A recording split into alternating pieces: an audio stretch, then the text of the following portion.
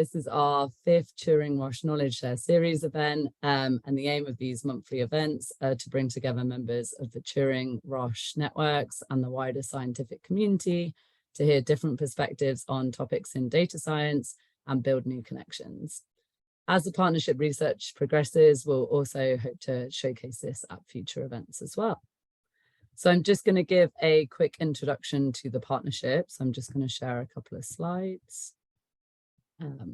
Hopefully you can all see that.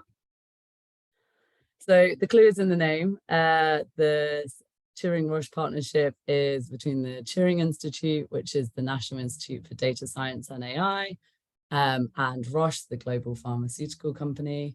We initially collaborated as organizations through a data study group, which is a Turing-style hackathon, then for a 12-week research project, and then we formally launched our 5-year strategic partnership last year in 2021.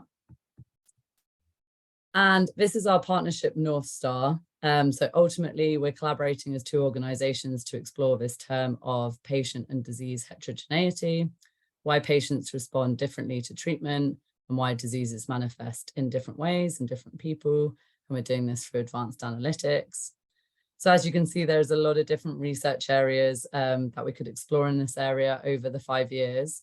We've chosen 2 research themes so far, and you can find out about more on our current activities through our partnership page, which you can find on the Turing website.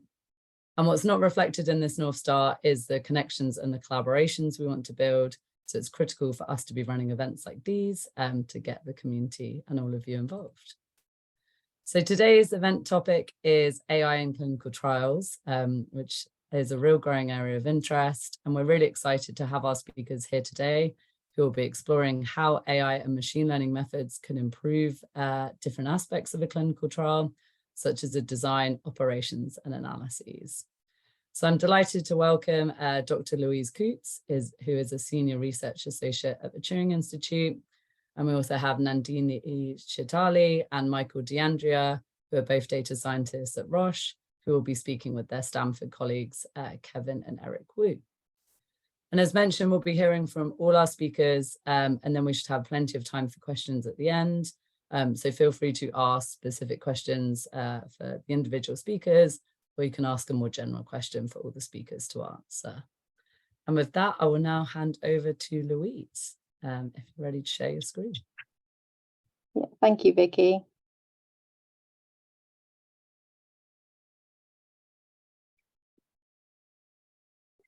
Good afternoon, everyone. As Vicky said, I'm Louise Coutts. I'm a senior research associate at the Alan Turing Institute, and I'm working in collaboration with the clinical trials unit at UCL. The project that I'm currently working on is focused on investigating how machine learning can be used in randomized controlled trials.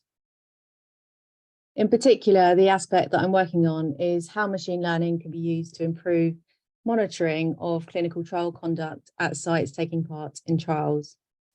As many of you will know, it's really important that sites taking part in clinical trials run trials in a safe and robust manner, both to protect patients taking part in trials and to ensure that data is collected and recorded reliably and accurately. Monitoring teams at clinical trial units oversee large-scale trials following established guidelines and procedures, and will visit sites if they suspect poor performance to investigate. For large-scale clinical trials, there can be hundreds of sites taking part, so it can be a complex process deciding which sites to prioritise for a monitoring visit. Visiting a site can be expensive and time-consuming for all involved, with staff at the site needing to make preparations beforehand, and for the monitoring team themselves, examining all of the trial documentation and data at the site to check for issues and put in place a plan for how any issues can be rectified. To select which of the sites to visit, a number of metrics are typically used to calculate a site's performance, such as whether different forms have been completed and returned, and whether there's any data missing. For our feasibility studies, we're using data from a large-scale cancer trial, and I've listed some of the 10 metrics that the monitoring team from that trial currently use. The team used thresholds for each of these measures, and if 2 or more of these metrics have exceeded their threshold, then typically the team will decide that a visit to that site is in order. A recent study investigating the ability of these metrics to distinguish sites that were performing poorly uncovered little difference in the number of issues found during a site visit between those where the upfront metrics indicated poor performance and matched sites that didn't indicate poor performance, indicating that the current use of metrics is no better than chance at selecting whether a site requires a visit. So we've been tasked with investigating whether machine learning can aid and improve this decision-making process. Our initial work developed separate machine learning models built using the metrics currently used by the trial monitoring team. For these models, we used data from 30 sites that had all had a monitoring visit. First, we derived a method of classifying sites. Using the outcome data from the monitoring visit, each site was classified into one of 3 categories: no visit required, visit recommended, or visit necessary.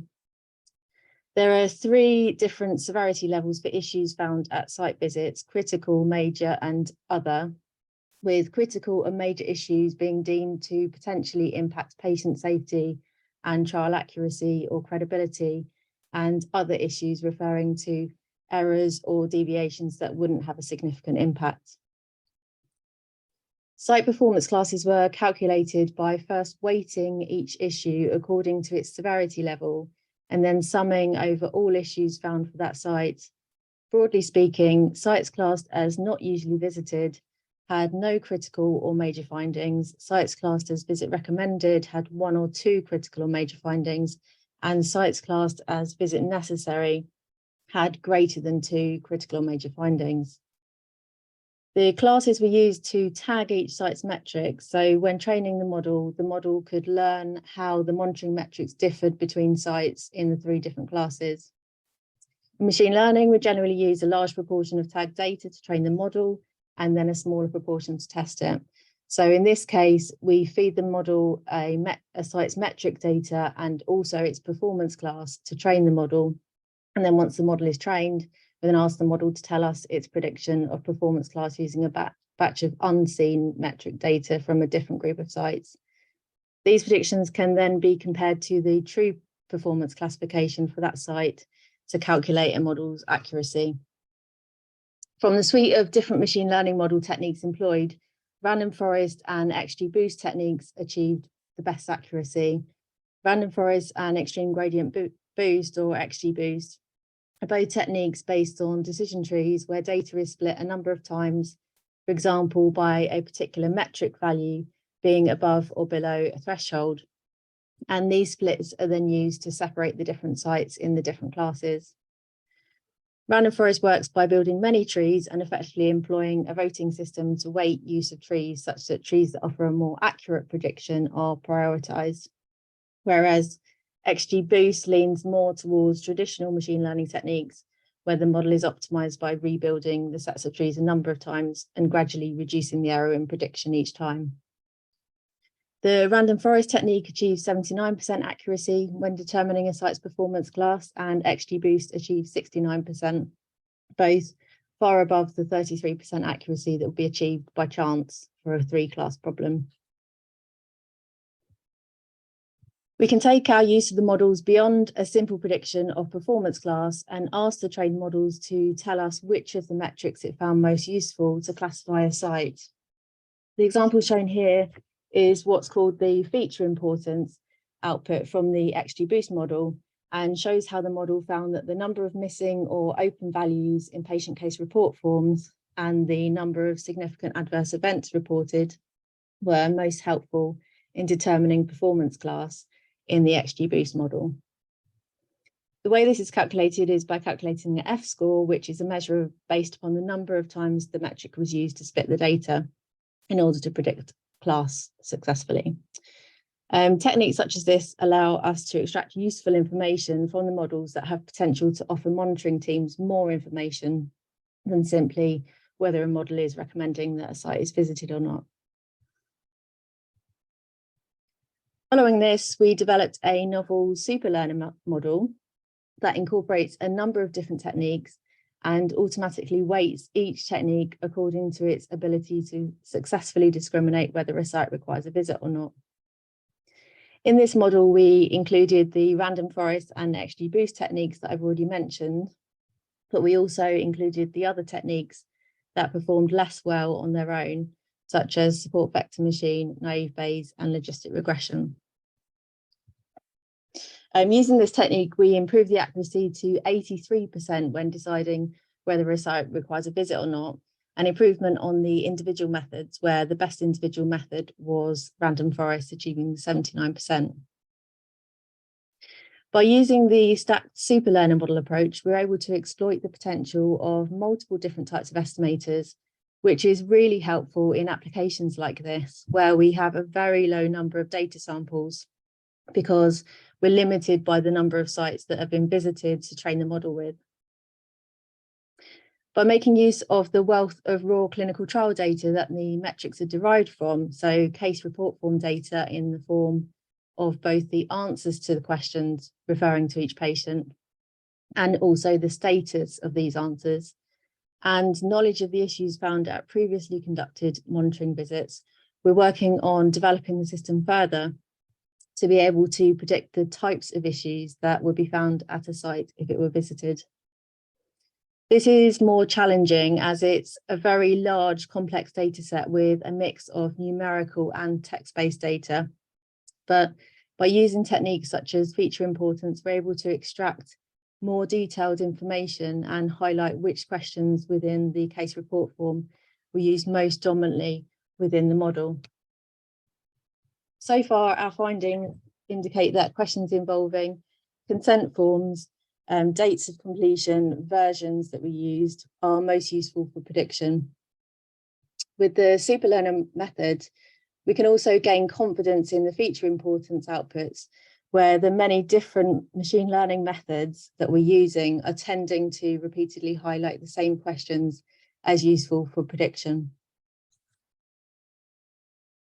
And finally, to compare the results of the machine learning models that we've built with the method currently used by the monitoring team, we reran all of the different models I've described, but this time predicting for just 2 classes to match what the monitoring team do, i.e. determine whether a visit is required or not. This is easier for machine learning models to predict than the 3-class prediction models I've just shown, and so we achieve slightly higher accuracy from the models.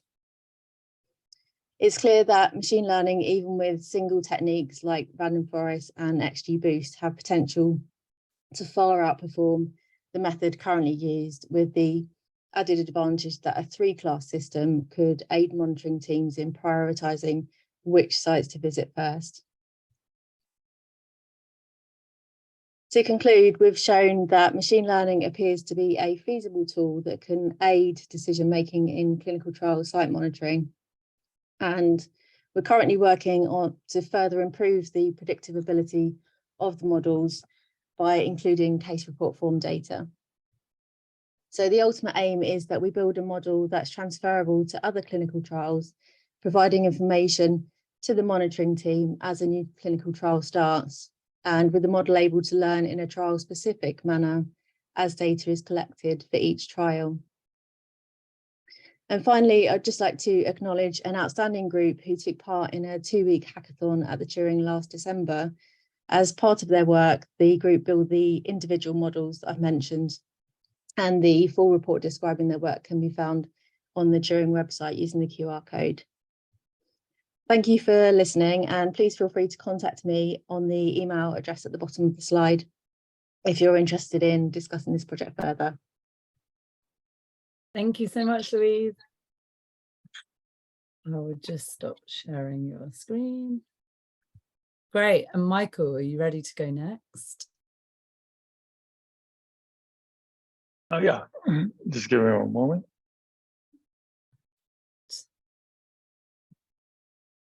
Can you see my screen? Yes, that looks great. Okay. Yeah, apologize. I think we have a little technical difficulty, so I'm hoping that all the speakers can join. But yeah, thank you for joining us today. Our talk is about evaluating machine learning for forecasting key clinical trial performance metrics. And joining me today are some members of the team that wrote the paper that was published underlying this work from both the Stanford and Genentech Roche communities.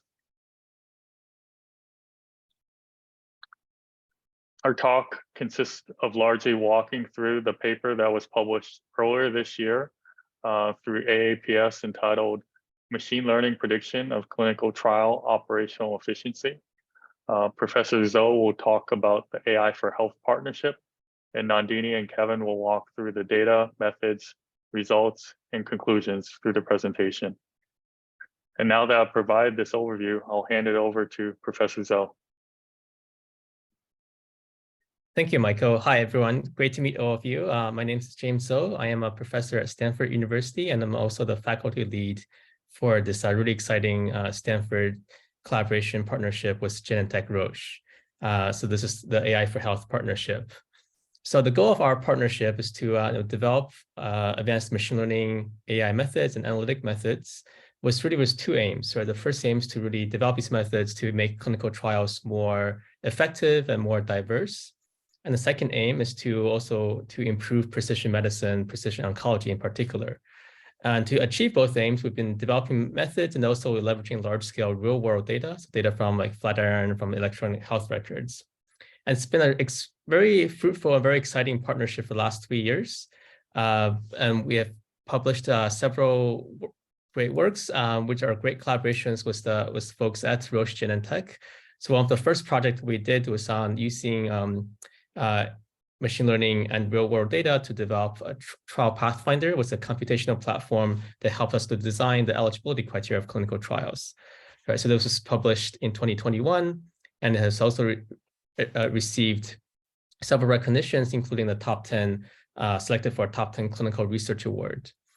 A second project that we just published earlier this year is on using the real-world data and analytics to identify predictive mutations, right? So these are mutations that can predict how well a specific patient will respond to chemotherapy or immunotherapy.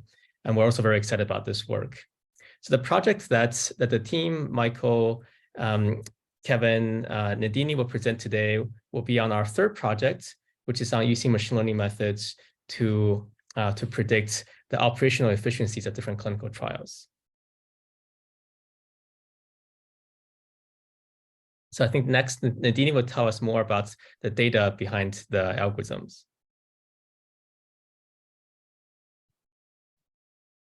Yeah, so in this study, we assess the trial's operational efficiency through various different metrics associated with patient recruitment and trial duration. Patient recruitment success is crucial for accessing the appropriate patient population for a study, and insufficient enrollment is a common reason for trials to be suspended or terminated. We use screen failure ratio and dropout ratio to measure patient recruitment success. Screen failure ratio is the fraction of screened patients that do not end up enrolled in a trial and is commonly used to measure patient recruitment. A high screen failure ratio means a trial requires more money and time to acquire its patients. Dropout ratio is the fraction of enrolled patients that do not complete the trial and is an important metric to estimate in the study design phase. A patient can be withdrawn from a trial for a variety of reasons, such as adverse events, non-compliance, protocol deviations, and safety. Excessive dropout can lead to costly protocol amendments or underpowered studies, affecting the quality of data that can be used to improve patient outcomes. The second category of metrics are associated with trial duration, which is the key determinant of the financial risk and reward of drug development projects, where overextended trials are at risk of being suspended or terminated. We aim to capture operational delays using 3 metrics: pre-enrollment duration, enrollment duration, and study duration. Pre-enrollment duration is the median number of days per site between site selection and first patient enrolled. This measures the time required to complete organizational prerequisites, such as contract negotiation and site training. A long pre-enrollment period can imply a high regulatory and organizational burden. Enrollment duration is the median number of days per site between enrolling the first patient and the last patient across sites. Extended site enrollment delays can be due to unnecessarily stringent eligibility criteria and screening protocols, rare patient populations, and competing clinical trials. Study duration refers to the median days per site between site activation and last patient visit, and captures the end-to-end time required for a study to complete across sites. Next slide, please. In total, the dataset contains 2,051 completed clinical trials conducted by Roche, with starting dates from 2009 to 2020. There are over 200 unique drugs and indications represented across all trials. Due to differing levels of missingness across efficiency metrics, there are varying numbers of trials for the different efficiency metrics included in the analyses, ranging from 361 trials for withdrawal ratio to nearly 2,000 trials for enrollment duration. The varying levels of missingness are a result of differences in the data collection pipeline. For example, enrollment duration can be more easily estimated with start and end times, while withdrawal ratios require follow-up reports on each patient. We include a total of 23 operational features, including the study phase, therapeutic area, experimental design, number of endpoints, number of eligibility criteria, and details about the planned procedures involved. Now I'll hand it over to the next presenter for the next slide. Michael, are we waiting for a speaker? Yes, Kevin. Kevin, are you on the call? I can't see him on at the moment. Okay. I guess I'll just walk through it while we're waiting. So yeah, basically I'll just walk through kind of the methods and go through the study in more detail. So overall, the objective of this study and this work is to look at the different operational features that are available before trial. And this is important because we want to look at what features are available for the study design teams to actually work with to predict some of these key outcomes. And in particular, we looked at the 6 particular key outcomes or metrics, which are screen failure ratio, dropout ratio, pre-enrollment duration, enrollment duration, overall trial duration. And as Nandini mentioned earlier, those are kind of bucketed into different categories that are largely focused on the patient, whether they drop out, whether they're screened out, and the enrollment or duration of the trial. So these are kind of different 2 buckets that we're focused on. So for the model, we use a light GBM model with, to produce 90% prediction intervals. We use a C-index, concordance index to measure the quality of our predictions. Similar to AUC, but obviously some slight differences. In particular, one of the key results that one of the key analyses and results that I'll go through in a moment is really just looking at not only just one therapeutic area, but across, when you stratify it across different therapeutic areas and study phases, and then even across different drug names, and even across different time periods. So this is really important because there's a lot of differences across the different trials, and when you stratify across different data sets, you can see a lot of variance and variability. So in order to measure our results, we use our common regression evaluation metrics, R2 and MAE. As you can see in the results, you can see strong results across therapeutic area and study phase, and it seemed to generalize across the data set we have with these initial results. So that was basically, if to kind of summarize it, really just this gave us an idea that there could be some signal, and definitely there's more work to be done to kind of validate this and further productionize it. And as you can see, there's further generalization across drug names. So you can see the results are relatively consistent when you look at the different Roche drug names, both across the training and test sets, and across time periods as well. So we look at different periods in particular when we subset it up from 2009 to 2012, and then later from 2012 to 2020.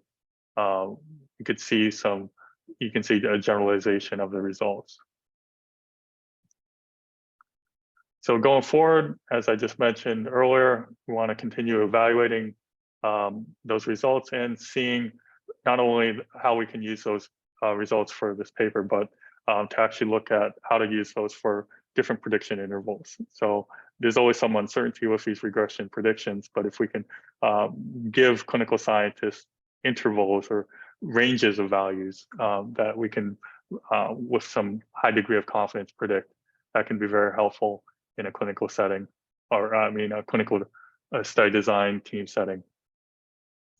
The second part, and this is obviously a big, there's a lot of work being done in this area right now across the industry, but being able to better interpret these model results, being able to infer strong correlations and seeing whether or not certain features might have a stronger correlation with that key performance outcomes. So if you see this chart, you can see that, when we look at the prediction intervals that we provided, you can see all the dots as well as the red shaded region. Overall, you can see that the model prediction intervals in general contain the true value.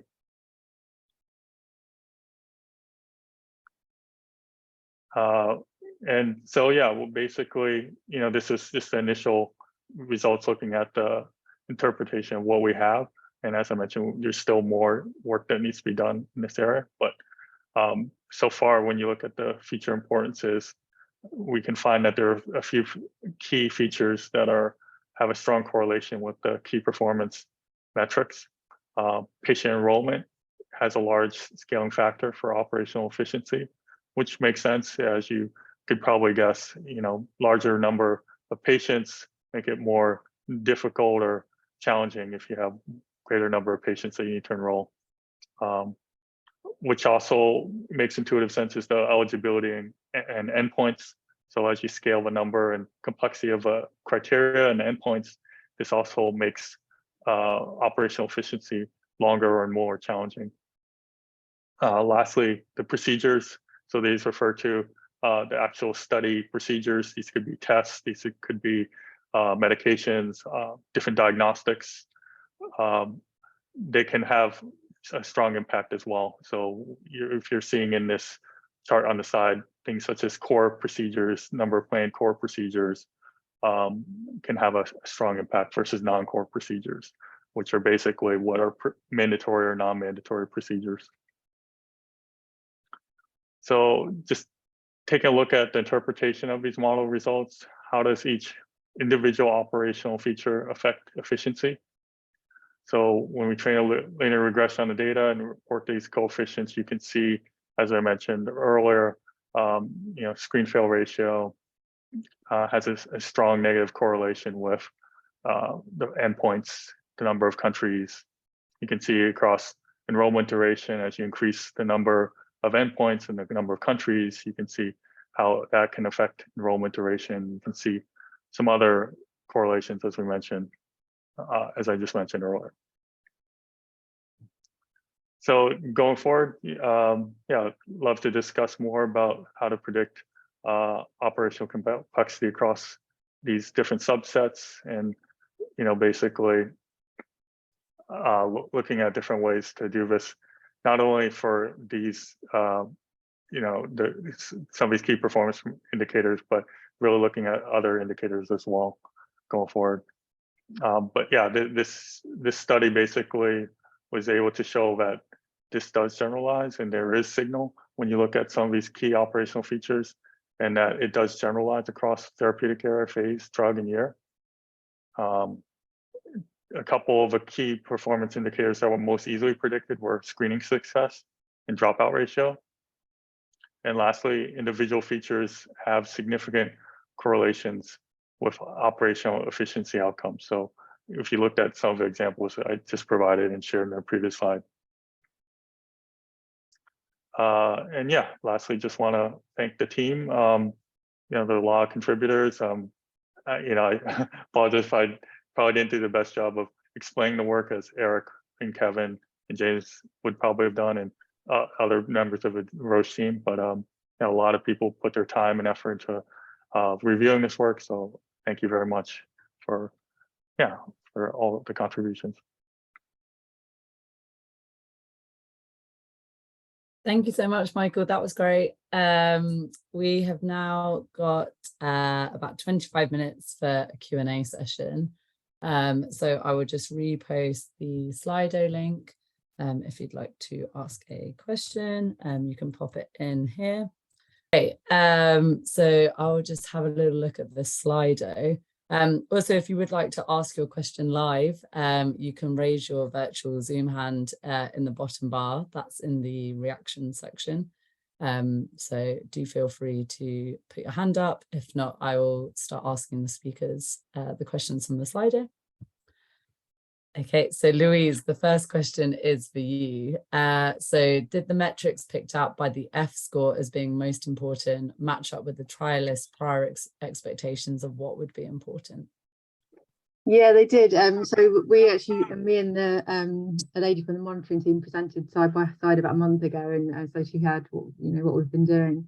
And she said she's kind of reassured that the things that came up as more important are the things that they generally think of as important. So good, that's good to hear.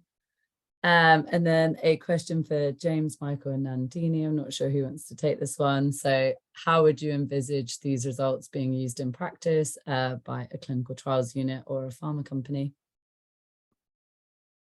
I can take a first stab, and also love to hear what Michael and Nandini thinks. It's a good question. So I think one way this informs is to inform trial design. Like the analysis identified several factors, such as the number of eligibility rules, the number of design study sites, that and predicts like how increasing the number of eligibility rules, number of study sites can change the enrollment times and to the operational complexity of the trial, right? So we view that as sort of providing additional information for the design teams for to quantify some of these trade-offs.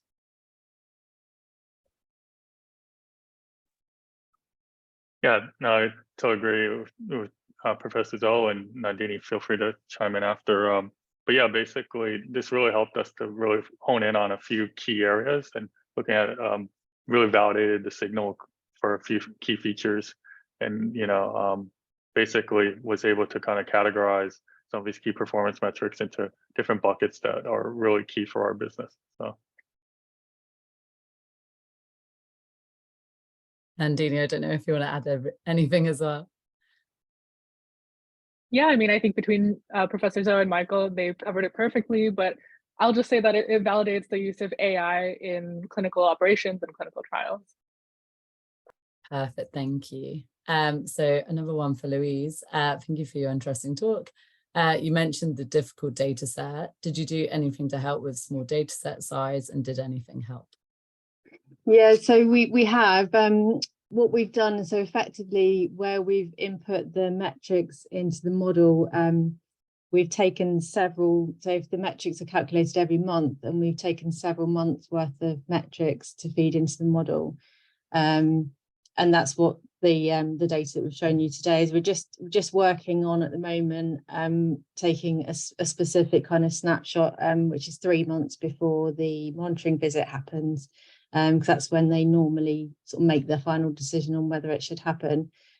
So yeah, we yet to find out how that affects the model. If it's doesn't work anywhere near as well, then we may resort to sort of using an initial model trained on more sort of time span metrics, and then retrain the model from that starting point. Great, thank you. And back to James, Michael, and Nandini. Did you see any strong interactions or correlations between your features? E.g., a P3 study is more complex in many dimensions than an early phase study. Yeah, that's a very good question. So we did see interactions among the features. And I think for example, some of therapeutic areas tends to be more complex and are harder to predict, to forecast than other therapeutic areas.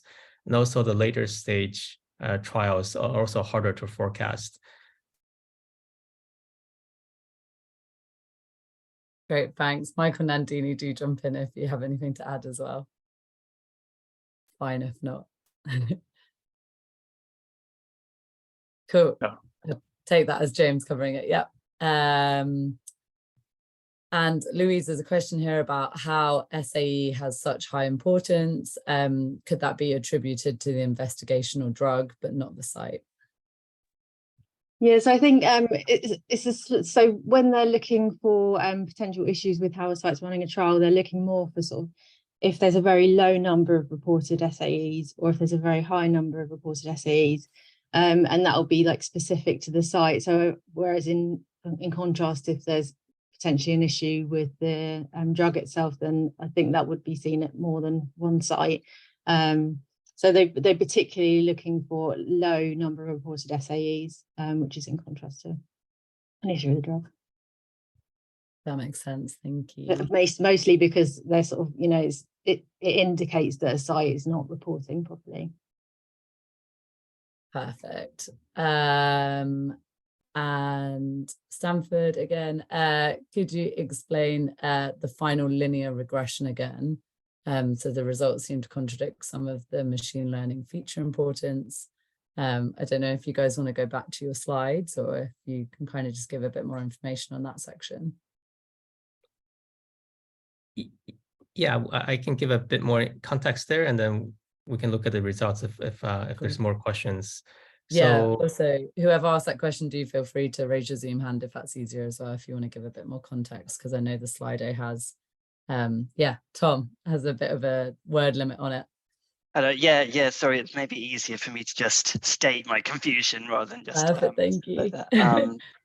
Because I wasn't quite sure I understood how the regression was run, but it seemed to me that one of your claims was that there was a higher failure rate, particularly the screening ratio failure rate for larger studies with more patients in.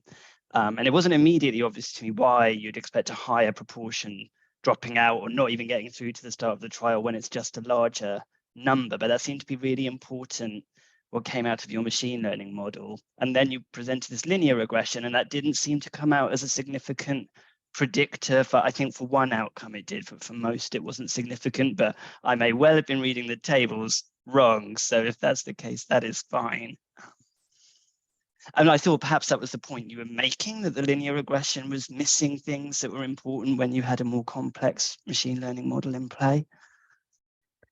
yeah, those are a great set of questions, and very good eyes for looking at these slides, even though we're going through them relatively quickly. So the background here is that we wanted to try a few different interpretation methods because actually how to extract the most robust insights from a nonlinear predictive machine learning model, it's still, I think, an open challenge. So we tried a few different interpretation methods. One of them we tried was the simplest approach of just taking the features that we thought was the most important and then fitting like a linear regression model and then just looking at the coefficients of those features. Right? So as you mentioned, this would not account for interactions between the different features. And the second approach that we tried was actually taking the nonlinear model itself and then extracting using basic feature importance scores to extract which features are the most important. Right? And this can be done using techniques like the Shapley values or use to extract which accounts for some of the nonlinear interactions. And one of the, I guess, the interesting puzzles is that I think overall, by and large, the insights from both of these interpretation methods are consistent with each other. There are some places where they do differ. For example, the role of the number of planned patient enrollments. So that's one place that's still an open area of further investigation. We're trying to figure out exactly what is the main driver of that difference there. And I think interactions with other features, like you mentioned, could be a good, is one likely reason why these results are different. That's really helpful. Thanks very much, James. Yeah, great question, Tom. Thanks, Tom. Keen eye. Cool. Next question, back to Louise. So you use accuracy to measure models. This classifies every prediction as being either right or wrong. Do some errors have worse consequences than others? Yeah, so it's a bit of a trade-off really, because you want to be able to pick out the sites in terms of patient safety, your priority is to be able to pick out sites that need a visit. But then also in terms of running a trial in a cost-effective manner, you want to be able to pick out sites that that actually need an intervention. So yeah, both of those, the sensitivity and specificity are important. Yeah, different reasons. I guess patient safety always comes first, though. Yeah, that it does sound like a tricky one to balance, though. Yeah. And then actually a question for both our groups of speakers. So wondering if you have recommendations on the sample size needed for your predictive models. So Louise, I don't know if you want to go first. I would always recommend having as much data as possible. Yeah, I think so. I mean, one thing that we've sort of realised from this is that the transferability of this, if for new trials that you could calculate the same metrics and then build on the model that's already been developed. So you wouldn't necessarily have to have, you know, even up to 30 sites. You could start using the model straight away as it's been built, and then retrain it as you conduct visits for your trial. So I say, in theory, obviously it's better if you can get more data, but I think for what we've done, you don't necessarily need that many sites, data from that many site visits.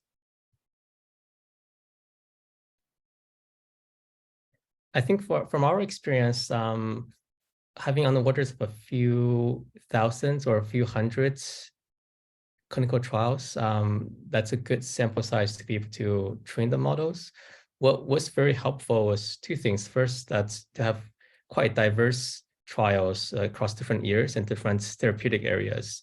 Because one of the main things that Michael also very nicely described is that we wanted to make sure that the prediction models really generalize well to sort of out-of-domain data, right? So basically, if you take the trials that are trained, take the models trained down earlier years, can it still actually accurately predict how well new trials perform coming up later, or new drugs perform, right? So having that diversity, that's where it ends up being the most important from the sample size perspective. And the second thing that ends up being quite helpful that Michael also very nicely described is instead of giving just point estimates, predictions, right? What is the expected duration, but actually explicitly predict like a range of durations, like predicting like a confidence or like a quantile of what is the 25th to 75th percentile of that duration range, right? And because that's interval actually naturally reflects also the uncertainty in the data and some of the data limitations. So when the sample sizes are small, then we have sort of wider predictive range. And that's also useful for the practitioners to know. Great, thank you. Michael and Nandini, anything to add from you guys' perspective?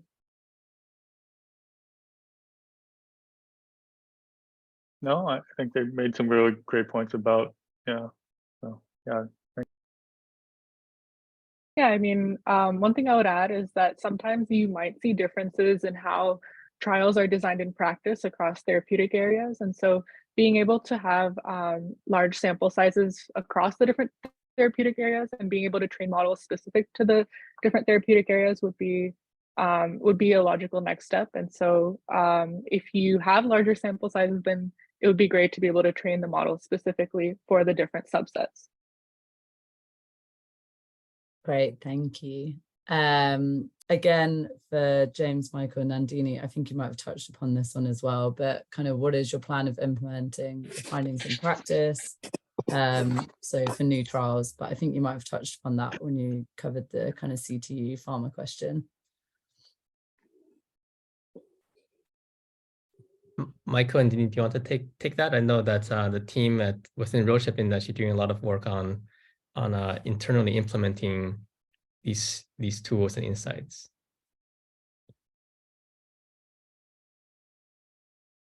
Sorry, Vicky, can you repeat the question?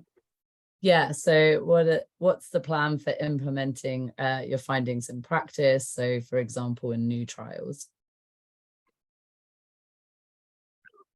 Yeah, so largely a lot of this work was intended to be used as a tool for new trials that So a clinical design team or clinical scientists can have these insights about previous trials and look at the features and their possible impacts on these key performance metrics. So yeah, that's largely where this work is actually for featured trials. So if you have a single trial and you have these input features of like, here's the planned enrollment, here's the duration, or, you know, here's the screen fail ratio we're trying to reach, or, you know, like these objectives, and then you could kind of forecast what could be that. So that's kind of how, yeah, not sure if that answers the question, but yeah. Nandini, did you have a better way of explaining it? Probably not explaining it.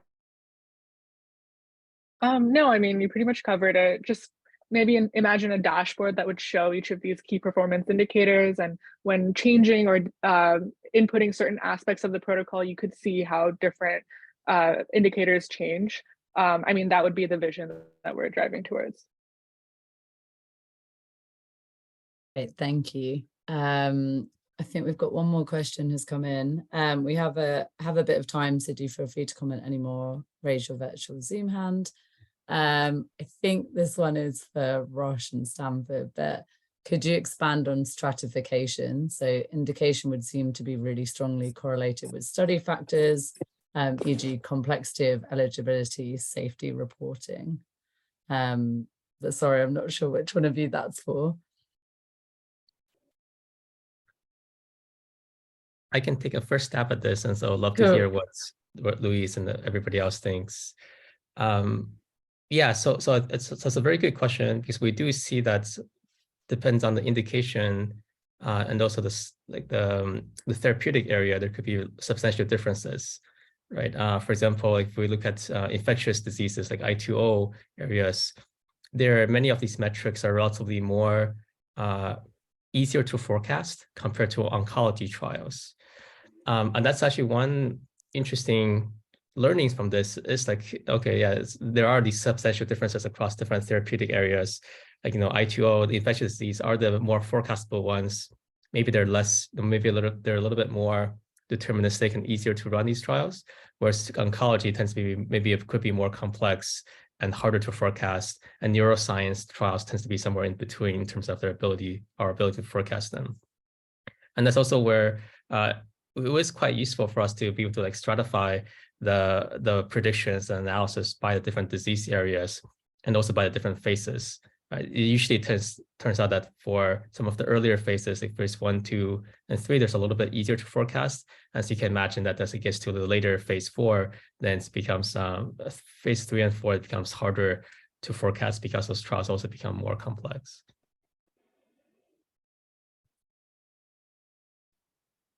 Michael, did you want to add anything before I hand it over to Louise? Well, I think Nandini might have mentioned some of her work that we focus more on some indication level analysis after this paper. So that actually is a good segue to even later work that we actually did, which was more indication level focused. So yeah, that's a good point about that level of stratification, like getting even more granular and having that level of granularity could be helpful, that level of subset. Go, Louise. Okay.